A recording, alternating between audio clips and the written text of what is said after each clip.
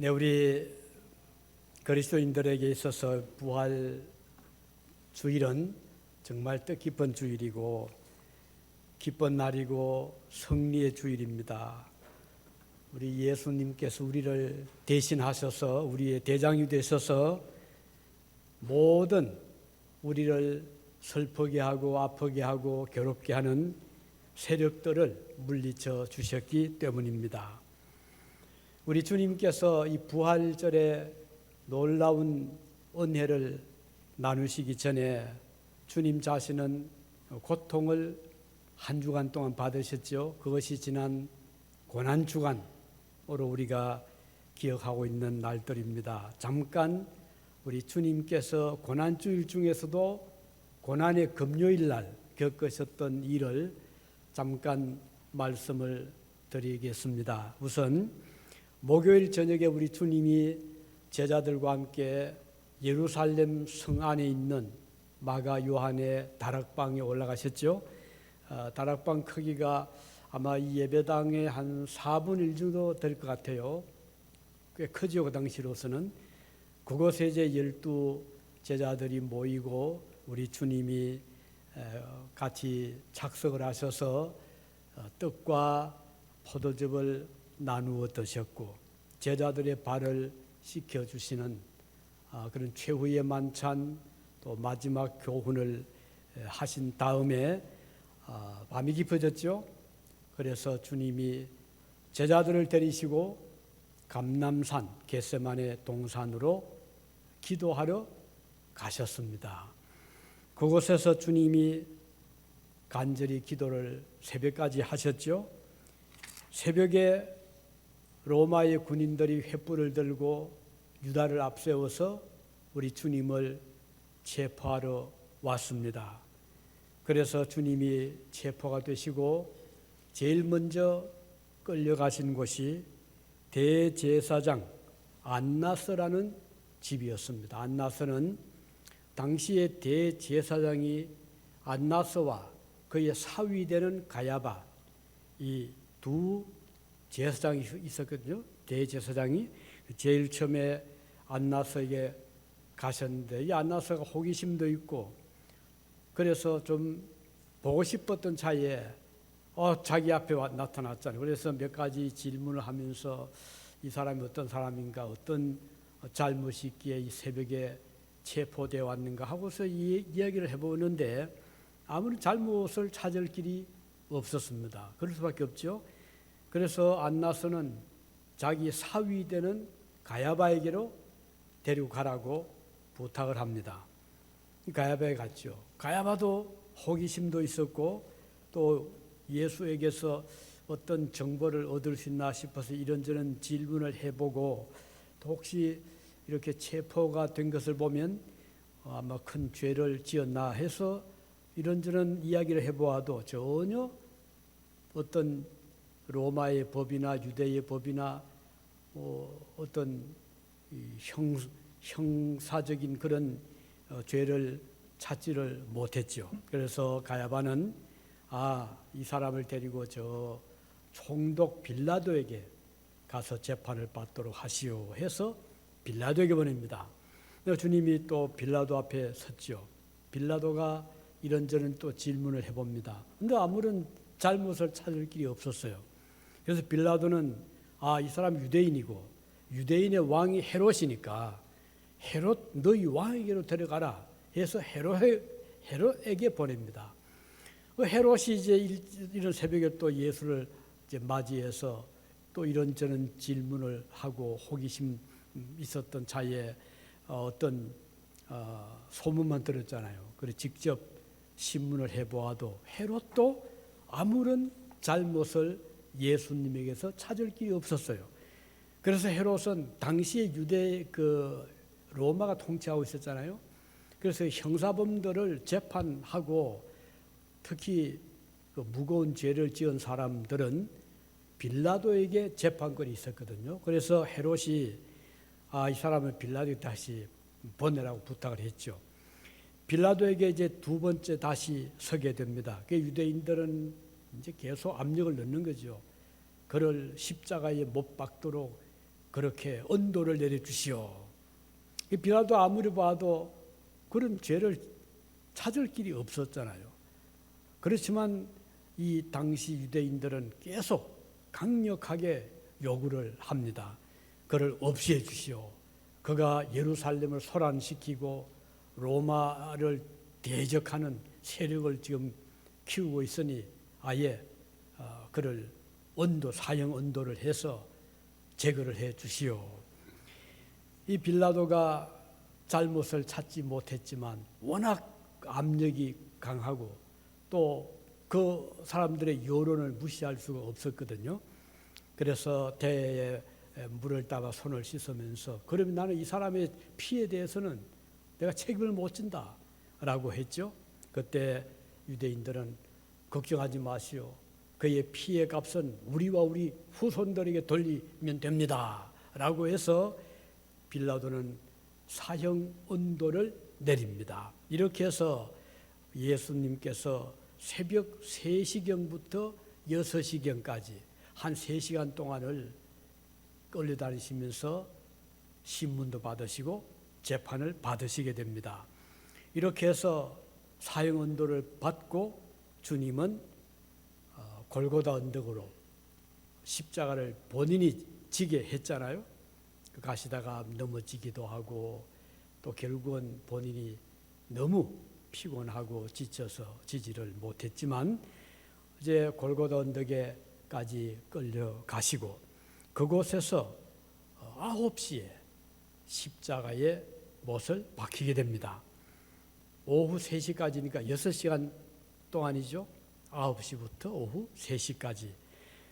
숨을 거두시기 전에 주님은 십자가에서 7마디 말씀을 하셨죠. 이것을 우리는 가상 7언이라고 말하죠. 하나는 누가복음 23장에 보면 34절에 아버지여 저들을 용서하여 주십시오. 이렇게 첫 기도를 하십니다.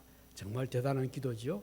지금 이렇게 무죄한 자기를 온갖 모욕을 주고 상처를 주고 또 채찍으로 때리고 머리에 가시관을 씌우고 또 심지어는 조롱을 하고 그런 자들을 대해서 주님은 아버지여 저들을 용서하여 주십시오. 이런 기도를 한 겁니다. 이게 첫 번째 말씀이고 두 번째는 마침 옆에 두 강도가 못 박혀 있었잖아요. 그 중에 한편 강도가 예수님을 보고 선생님 주님 나라가 임하면 저도 그곳에 들어가게 해 주십시오.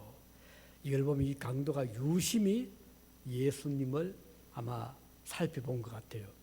자기가 볼 때도 자기는 그동안 지은 죄 때문에 죽어 마땅하지만 저 사람은 그런 죄를 지은 적이 없는 사람을 저렇게 못을 받고 그럼에도 불구하고 용서의 기도를 주님이 하는 걸 다 듣고 이 강도가 예수님께 고개를 숙이면서 저도 주님 나라에 들어가게 해 주십시오. 이렇게 요청을 합니다.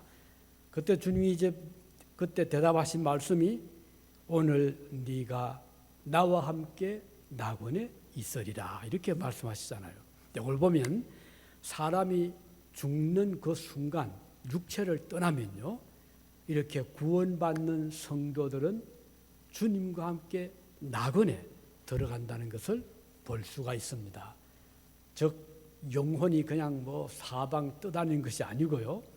우리 그리스도인들의 영은 죽음과 동시에 서대반처럼 여기 강도처럼 주님 나라에 들어가게 되는 것입니다.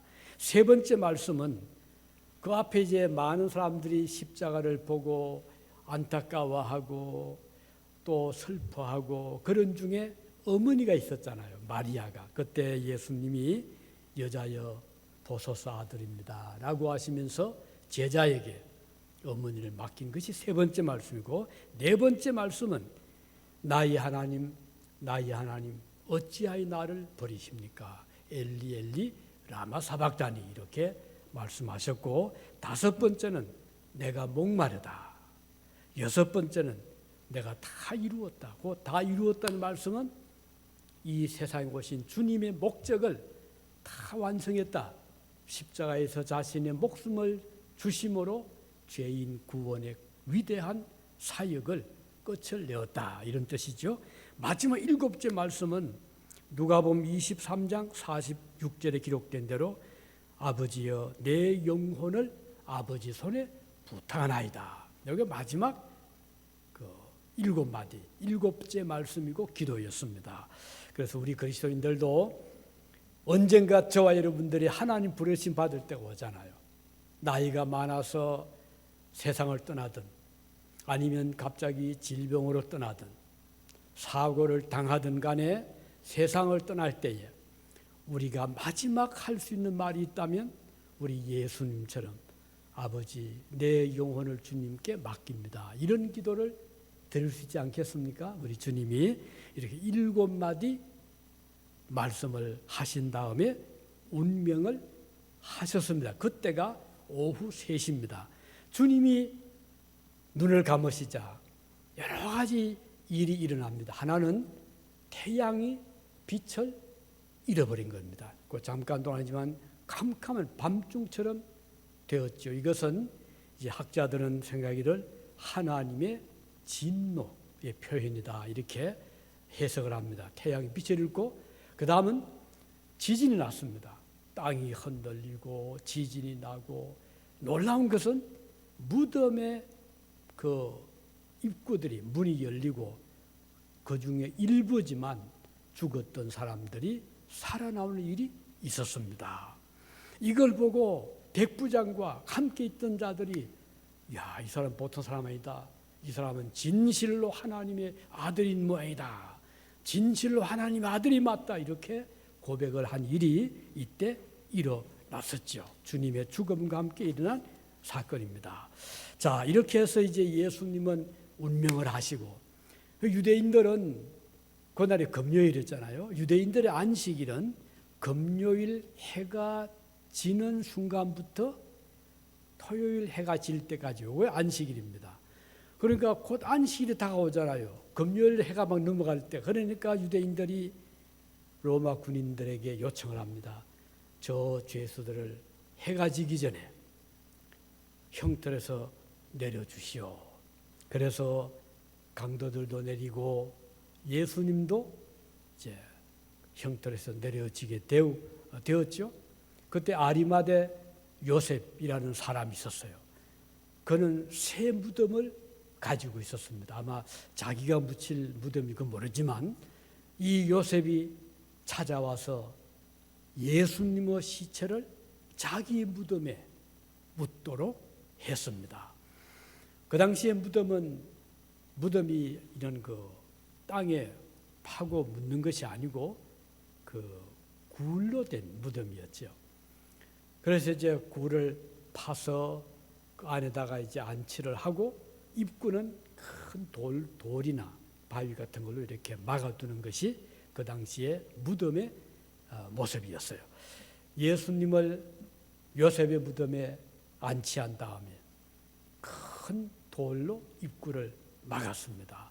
그런데 유대의 이 지도자들은 걱정을 합니다. 혹시 제자들이 가만히 나타나서 예수님의 몸을 훔쳐가면 이건 또 안 되지 않느냐. 그래서 유대 지도자들이 요청을 했죠. 빌라도에게. 저 군인들을 세워서 팝수를 보게 해주시오. 아무도 예수님의 몸에 손을 못 대도록 해주시오.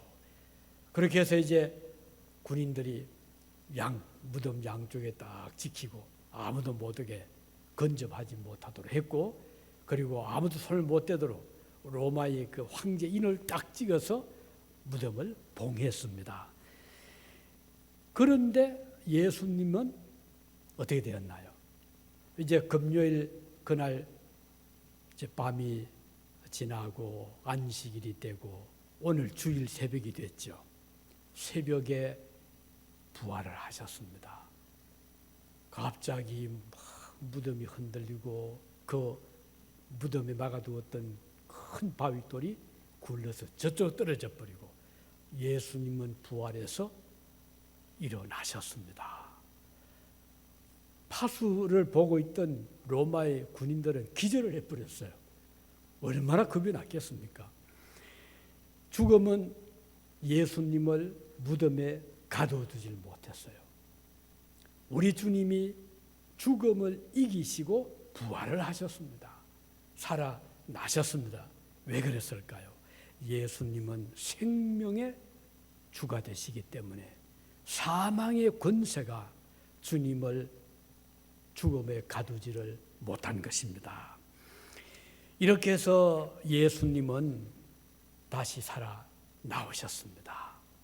그 당시에 예수님을 없이 하려고 그렇게 많은 로마 총독, 유대의 지도자들 예수님을 어떻든 없애려고 온갖 모함을 다하고 결국은 그들의 그 뜻이 이루어졌잖아요. 하지만 주님은 상관하지 않고 살아나오셨습니다.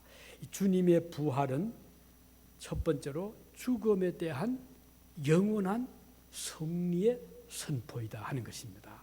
우리 주님이 부활하심으로 이제는 더 이상 죽음의 권세가 예수님을 가두지 못하도록, 그뿐이 아니라 예수님을 믿고 따르는 모든 성도들도 우리 예수님처럼 죽는다 하더라도 다시 살아나올 것을 보여주신 것입니다. 그래서 성경에 보면 사람이 죽음으로 끝이 나지 않음을 이미 구약에도 이렇게 보여준 그런 사건들이 있거든요. 그 중에 하나가 에녹의 사건입니다. 에녹은 하나님을 잘 믿는 경건한 성도였어요. 하나님과 함께 동행을 했다 그랬죠. 그런데 그는 죽지 않고 하늘로 승천을 했습니다. 이걸 보여주심으로써 사람은 죽음으로 끝나는 것이 아니고 하늘나라에 들어간다는 것을 이미 구약시대 보여주었죠. 또 있죠. 엘리야, 죽음을 보지 않고 하늘로 구름을 타고 올라갔잖아요. 이것은 사람이 죽음으로 없어지는 것이 아니고 끝나는 것이 아님을 보여주시는 것입니다. 물론 사람은 하나님이 지으실 때 두 가지 요소로 지었죠. 하나는 육체, 바디입니다. 몸. 이 몸은 재료가 흙이었어요. 우리 하나님께서 흙을 빚어서 사람을 만드셨죠. 이 흙으로 만든 바디만 가지고는 사람이 될 수 없어요. 온전한 인격체가 될 수 없어요. 왜냐하면 그 속에 생명이 없잖아요. 하나님께서 아담과 하와는 이제 아담의 몸에서 또 만드셨지만 아담을 흙으로 빚으신 다음에 그 몸에다가 생기를 불어넣어 주셨는데 이것이 바로 영혼입니다. 그래서 사람은 몸과 영혼 두 가지가 합쳐져서 온전한 인격체가 된 것입니다. 만일에 몸은 있는데 영혼이 떠나면 아무런 생명이 없잖아요. 이게 죽음은 영혼과 육신의 분리입니다. 살아있다는 것은 이 두 요소가 합쳐 있다는 것이에요. 신비한 그런 조합입니다. 이 하나님만이 하실 수 있는 조합입니다. 그렇게 해서 우리 예수님은 몸이 무덤에 묻혔지만 그리고 그 사흘 동안은 우리 주님이 그 지옥의 고통을 겪으신 것으로 그렇게 다 해석들을 합니다. 우리가 받아야 될 지옥의 고통을 예수님이 다 받으셨다. 우리가 받아야 될 죽음의 고통을 주님이 십자가에서 다 받으셨기 때문에 오늘 저와 여러분들은 이제는 죽음을 이길 수 있는, 죽음을 이긴 승리자들이 된 것입니다. 자, 두 번째는 예수님의 부활은 또 어떤 의미가 있습니까? 그동안 예수님을 모함하고 예수님을 해치려고 한 자들이 한둘이 아니었잖아요. 어릴 때, 아기 때는 헤롯이 예수님을 어떻게 죽이려고 했는데 동방의 박사들이 예수님의 태어난 장소를 알려주지 않고 가버렸잖아요. 헤롯이 화가 났죠. 그래가지고는 그 베들레헴 인근 그 예수님 태어났으려 추정되는 그 근처에 2살 이하의 아이들을 다 죽이게 했습니다. 그때 예수님은 피난을 가셨어요. 어디로요? 에집트로. 헤롯이 죽고 난 다음에 다시 올라왔죠. 그렇게 해서 예수님은 갈릴리 나사렛이라는 동네에서 성장을 하셨는데, 자, 어릴 때 피난을 가셔야 되었고, 또 동민들도 예수님에 대해서 좋게 보지 않았어요. 그 한 번씩 보니까 좀 특이하잖아요. 그럴 수밖에 없죠. 하나님의 아들이신데. 그러니까 이 마을 사람들이 예수님을 시기도 하고 질투도 하고 죽이려고도 했죠. 한 번은 저 높은 낭떠러지까지 예수님을 끌어가서 밀쳐 죽이려고까지 했었고요. 또 예수님이 병을 고치면 비난했죠. 예수님이 좋은 일 하면 좋게 안 봤어요. 항상 부정적으로 보고 비난하고 그를 박해하고, 마지막으로 주님은 십자가에서 돌아가셨잖아요. 그러니까 예수님 주변에는 항상 많은 대적자들이 있었어요. 여기에서 우리가 볼 수 있는 것은 우리의 삶이라는 것이 순탄하지만은 않다는 것이죠. 어디 예수님뿐 아니라 오늘 여러분과 저도 일생을 살아가면서 많은 도전을 받잖아요.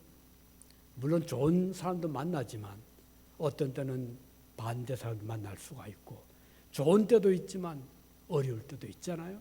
병들 때도 있죠. 실패할 때 있죠. 또 마음이 무겁고 슬프고 고통스러울 때도 있잖아요.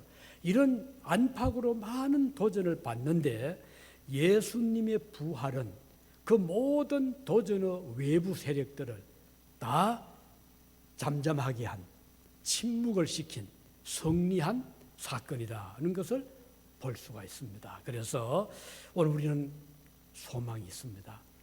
아무리 우리가 힘든 날을 보낸다 하더라도, 우리를 향해서 무수한 적대 세력들이 일어나서 끊임없이 우리를 공격하고 괴롭히려 하더라도, 우리 주님이 그 모든 세력을 이기신 그 승리는 우리에게 그 힘이 주어지는 것입니다. 그래서 오늘 주님의 부활을 우리가 생각하면서 여러분들에게 살아가면서 여러분들이 만날 수 있는 여러 가지 도전적인 세력이 있더라도 낙심하지 마시고, 예수님께서 부활하심으로 모든 도전의 세력을 물리치신 것처럼 오늘 여러분과 저도 예수님처럼 어떤 도전의 세력도 이길 수 있다. 우리 주님이 우리로 하여금 이기게 하신다. 사망도 어떤 권세도 우리를 넘어뜨릴 수 없다는 것을 확신하시고 승리의 삶을 주신 하나님께 감사하시기를 바라는 것입니다. 지금 우리 우크라이나 전쟁의 모습을 보면서 우리 한국의 6.25 사변을 떠올리게 하잖아요. 그때 서울 파괴된 도시 보셨죠? 정말 그때 물론 집들도 다 어렵게 살 때라 그런 서울 주변에 번듯한 집이 없었지만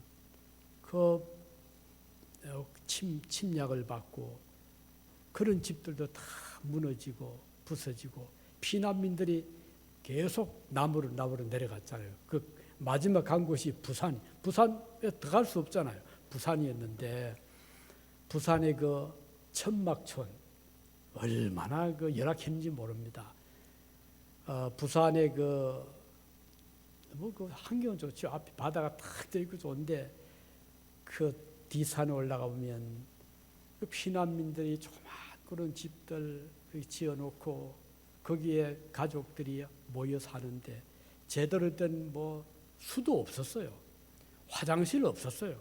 참 그래서 어렵게 살았던 우리 한국의 6.25 사변 때 모습이 떠오르더라고요. 도시의 70%, 80%, 90% 지금 폭격으로 무너지고 피난민들이 거의 450만 명 피난민들이 생기고 무수한 고아들이 생기고 이런 것들을 보면서 참 이 세상 살아간다는 것이 힘들다. 하지만 우리는 주님의 부활을 통해서 희망을 가집니다.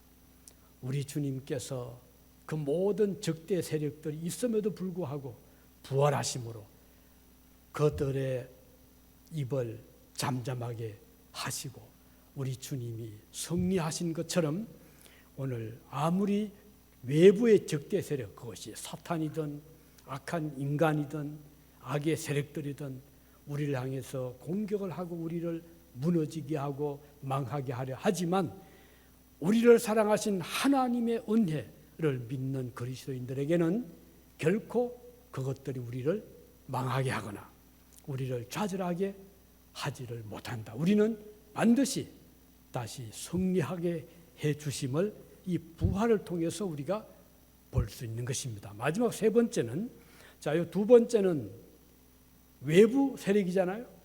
악한 사람들, 로마 군인들, 유대 지도자들 또는 사탄의 괴교, 외부 세력들이 주님을 공격했지만 물리치셨고, 세 번째는 내적인 또 승리입니다. 그게 뭘까요? 우리 속에서 역사하는 여러 가지 인간을 망하게 하는 죄악의 세력들입니다. 우리 속에 있는 악한 생각, 사람을 무너지게 하고 또 더럽게 하는 것은 사람이 먹는 음식을 통해서가 아니라는 것이죠.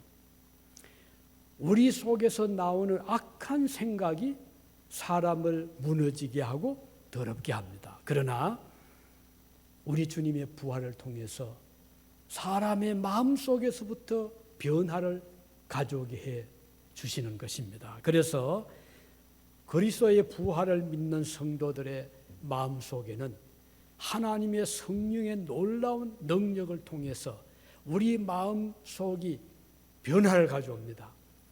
근본적인 변화가 옵니다. 그래서 교만된 마음은 점점 겸손하게 되고요. 이기적인 생각이 점점 사라지게 되고 배려의 마음을 가지게 되고요. 불신하고 의심하던 그런 마음이 이제는 하나님 우리가 믿잖아요. 우리가 주님을 믿는 만큼 이제는 보는 시각이 달라집니다. 세상을 보는 그 관점이 달라집니다. 그동안은 부정적으로 보았던 우리의 생각들이 긍정적으로 바뀝니다. 왜 그럴까요? 이 세상을 볼 때 이 세상은 악하고 망할 세상으로만 보지 않고 이 세상은 하나님이 지으신 동산이다. 또 사람을 대할 때 그 사람 의심하고 그 사람 어떻게 좀 약점을 보고 이렇게 보는 것이 아니라 아무리 그분이 나와 성격이 달라도 환경이 달라도 배경이 달라도 하나님이 그 사람도 귀하게 지은 존재다. 아무리 그가 피부 색깔 우리와 다르더라도 아무리 그의 출신이 다르더라도 하나님께서 지으신 귀하신 존재다. 요즘 그 블랙 라이프 매tter 말 들어보셨죠? 흑인의 생명도 소중하다. 맞습니다. 왜요? 하나님이 지으시기 때문에. 요즘 아시아인들에 대한 좀 혐오감이 있다고 하잖아요. 하지만 그들이 생각을 바꿀 수 있는 것은 아시아인이든 아프리카인이든 유럽인이든 하나님이 지으신 다 소중한 존재들이라는 것입니다. 그래서 우리는 사람들을 대할 때 부정적으로는 보지 않고 긍정적으로 하나님께서 지으신 소중한 당신입니다. 하나님 이분을 축복해 주십시오. 우리 이런 기도를 하게 되는 것이고 그래서 우리는 이웃에 대한 사랑을 나눌 수가 있는 것입니다. 이것이 바로 부활이 주는 위대한 승리라는 것입니다. 우리 마음이 변화를 가져와서 이제는 마음이 주님의 따뜻한 사랑을 우리가 가지게 되잖아요. 사랑을 나누게 되잖아요. 겸손하게 되잖아요. 그래서 우리는 천국에 들어갈 때까지 끊임없이 내적인 변화, 이걸 우리는 성화라고 말합니다. justification. 그리고 우리 속에서부터 변화를 가져옵니다. 그래서 나이가 들어가면 들어갈수록 이제는 주님을 더 닮아가거든요. 하나님 모습을 더 닮아가기 때문에 점점 더 거룩해지는 것입니다. 물론 완전한 영화는 천국에 들어가서 이루어집니다. 이 글로리피케이션은 천국에서 이루어지지만 이 세상에서 저스티피케이션은 이 세상에 살 동안에 계속해서 이제 진전이 되는 것이죠.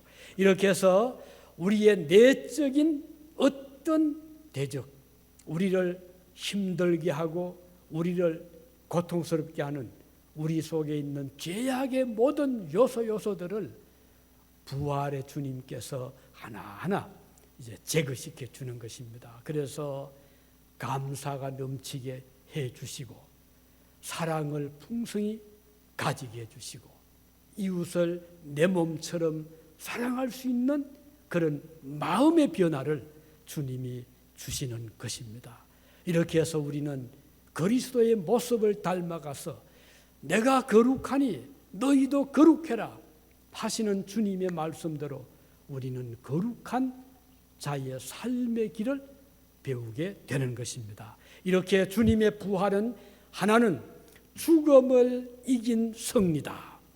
두 번째는 모든 적대 세력, 대적자들, 외부적인 어떤 공격도 막아낼 수 있는 능력의 승리의 부활이다. 두 번째. 세 번째는 우리 마음 속에서부터 일어나는 모든 악한 생각, 죄악된 생각 또는 없애야 될, 가져서 안 될, 하나님의 성품과는 반대가 되는 그런 것들을 부지런히 제거할 수 있는 그런 힘을 부활을 통해서 우리가 얻을 수 있게 되는 것입니다. 이렇게 해서 우리 믿는 자들이 10년 동안 믿으면요, 10년 동안 많은 변화를 가져온 거예요. 20년 동안 믿으면 그만큼 더 주님을 닮아가죠. 천국에 들어갈 때 가까워지면 우리 주님 모습을 많이 닮아가게 되었을 것입니다. 그래서 오늘 이 부활의 놀라운 은총이 여러분에게, 오늘 저에게 임하시기를 진심으로 바랍니다. 기도하시겠습니다.